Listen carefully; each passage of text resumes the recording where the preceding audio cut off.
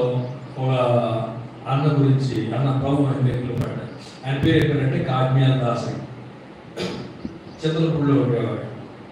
పోయిన సోమవారం ప్రభుకి వెళ్ళిపోయాడు. పోయిన సోమవారం ఆయన అనంతపురం జిల్లాలో అనంతపురానికి కలెక్టర్గా పనిచేశాడు. అనంతపురం జిల్లాకు కలెక్టర్గా పనిచేశాడు. యూత్ క్యాంప్ జరుగుతూ ఉంది. మాకు డ్యూటీస్ ఉంటాయి కదా, పనులు ఉంటాయి కదా. సరే మా పనులు ముగించుకొని బయటకి అప్పుడు మదర్ ఇంటికి నింపబడింది. ఆ లాస్ట్లో కొంచెం ఖాళీ ఉంటే ఈ వ్యక్తి కాకినాడ దాస్ కూర్చుంటే ఆ పక్కన ఖాళీ ఉంటే నేను పక్కన ఖాళీ ఉంటే స్థలం నేను కూర్చుంటే నన్ను నుంచి ప్రియగాడు వదలడాడు. నేను అన్న చూశానే అని ప్రియగాడు అన్నాను. కొంచెం ఆయన చోట్ల పరిచయం ఎక్కువ తిరుగుతాను కాబట్టి నేను ఫెమిలియర్ ఫేస్ నన్ను చూసింటాను, నేను చూసింటాను అనుకొని నన్ను ఆయన చూశాడు, ఎవరు చూసింటాడు అని ప్రియగాడు చెప్పాడు అనుకున్నాను. జిల్లా అంతా యూత్ క్యాంప్కి వచ్చారు. పాటలు పాడుతున్నారు. 3 పాట 5 పాట ఆడుతుంటే నేమే లేచి కాకినాడ దాదాపు గారు వెనకలి చెప్పుల శాఖ కూర్చొని పరిచయం చేయండి అన్నాడు. అప్పుడు ఏం చేస్తాడు? మేము పెట్టుకోరు. అప్పుడు గుర్తొచ్చింది, నేను ఎవరు? మా జిల్లా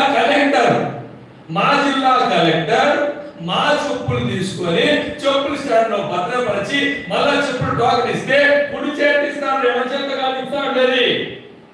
మా జిల్లాలో కలెక్టర్ గా చేసిన ఆ యొక్క విశ్వాసి దేవుని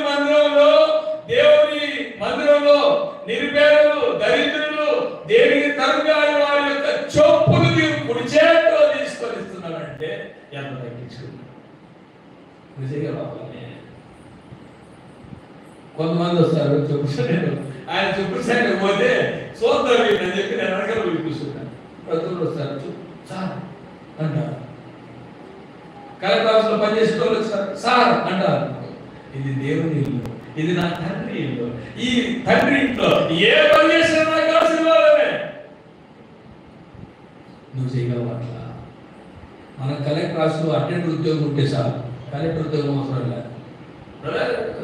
డిపార్ట్మెంట్ ఏదైనా కలెక్టర్ ఆఫీస్లో పని చేస్తా, ఏ పని బిల్లు కొట్టే పని మనం చేసేది,